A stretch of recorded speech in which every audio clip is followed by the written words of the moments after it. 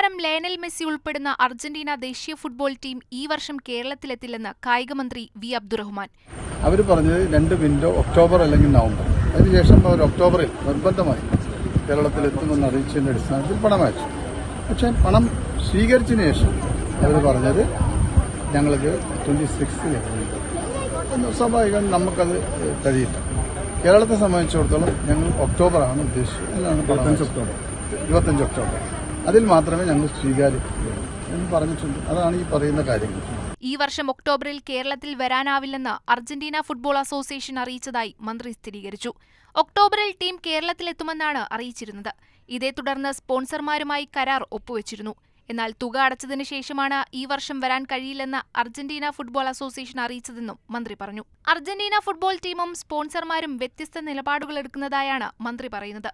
എന്നാൽ ഒക്ടോബറിൽ വരുമെങ്കിൽ മാത്രമേ തങ്ങൾക്ക് താൽപര്യമുള്ളൂ എന്നാണ് സ്പോൺസർമാരുടെ നിലപാടെന്നും മന്ത്രി വ്യക്തമാക്കി.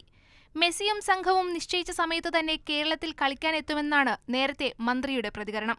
മെസ്സി വരുമെന്നറിയിച്ച ഫേസ്ബുക്ക് പോസ്റ്റും മന്ത്രി പങ്കുവച്ചിരുന്നു. ലോക ചാമ്പ്യന്മാരായ അർജന്റീന ഫുട്ബോൾ ടീം കേരളത്തിലേക്ക് എന്നാണ് കായികമന്ത്രി അന്ന് ഫേസ്ബുക്കിൽ കുറിച്ചത്. ഇപ്പോഴിതാ മെസ്സി വരില്ലെന്ന് മന്ത്രി സ്ഥിരീകരിക്കുകയാണ്. കേരളത്തിന് എന്തെങ്കിലും തരത്തിൽ നഷ്ടമുണ്ടാകാൻ സാധ്യതയുണ്ടെങ്കിൽ ഉത്തരവാദി അർജന്റീന മാത്രമാണെന്നും മന്ത്രി പറഞ്ഞു.